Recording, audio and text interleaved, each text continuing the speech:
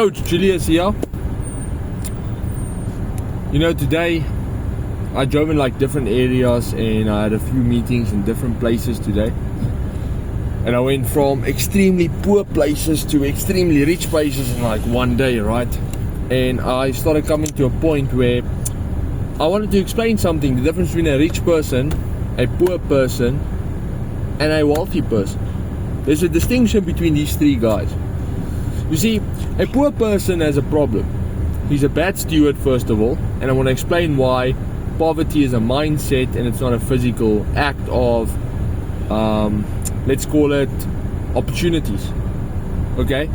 Because yes, in a world where opportunities do matter, and the world will call it luck, I call it grace, or I call it divine intervention.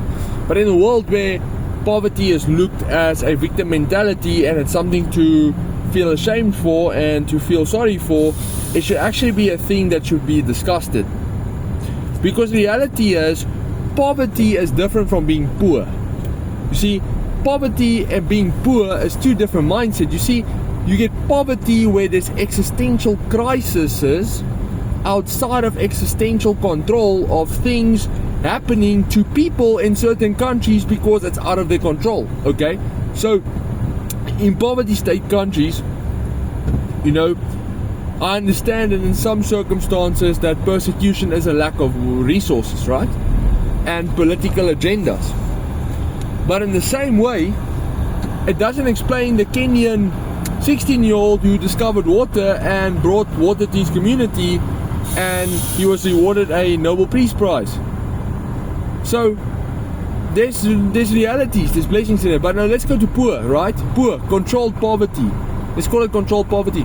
The one thing about a poor person is, the first thing you have to understand is, look at the way he stewards his finances. So I think what I'm doing is I'm going to break this series in 3 videos, defining a poverty and defining poor. You see, poor is also a result of a mindset. We see this in the Bible. Whenever there was misplacement of resources or misused or abusing into the kings, let's go into the book of Kings, when kings would misuse their resources, famine came upon the country. So the first thing we see is that it's a mindset of stewardship.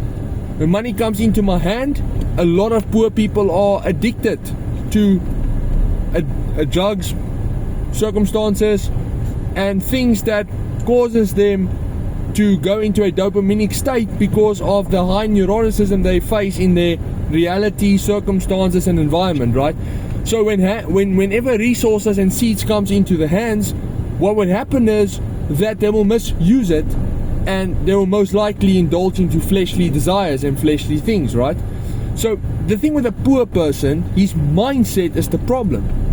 Because there's many people who never finish school who becomes extremely wealthy. If you examine the motive behind the character, it was in the mindset to serve. It was in the mindset to give. It was in the mindset to be generous. You see, the Bible says that God's gift will make room for you. So by faith, that He will move mountains. We see that in the Garden of Adam, when Adam stood in the Garden of Eden, 4 rivers of all wealth of the world was flowing towards him. So by faith, resources comes to you. So the first thing is, poor people have the mindset of, I need to keep it.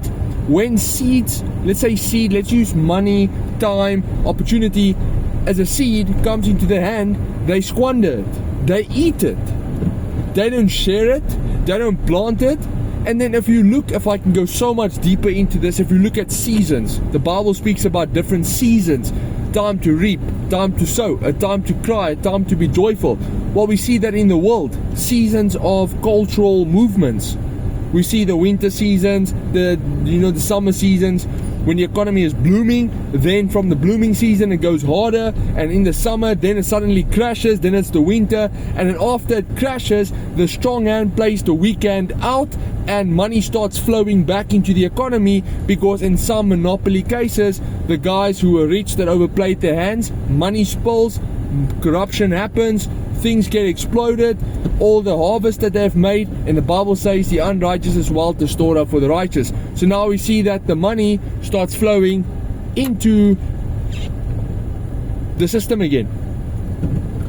But if you didn't know how to anchor yourself in the reality of life, and you weren't positioned to steward what comes into your hand and correctly be a steward of everything that's given to you, well, the reality is you're going to be poor. You see, poverty is a mindset and it's a direction of stewardship. You know, in the Bible, and especially in the church, we used to believe that poverty is a child. It's not a child. It's a byproduct of unfaithfulness, because I've never seen a generous person suffering. We know that because even the person, the unlawful, right, shrewd manager in Luke 16, he did a lot of things wrong, but the moment he stopped taxing the people, gave back to the master, because he was generous in laying down his life and no longer benefiting himself, after the master punished him, he praised him. So there's a movement in character. So to me, poverty is a sin, because it's a result of your poor management. It's a result of how you were not in control. It's a result of your lack of wisdom. It's a result of your lack of willingness to serve. It's a result of your lack and greed to take. It's not your ability, because the reality is poverty is now measured in the world in materialism, but I measure it in the ability for you to be open to serve. The first thing with a poor person is he complains about serving. He's unwilling to lay down his life. There's always something more that they need. So, poverty, hear me out.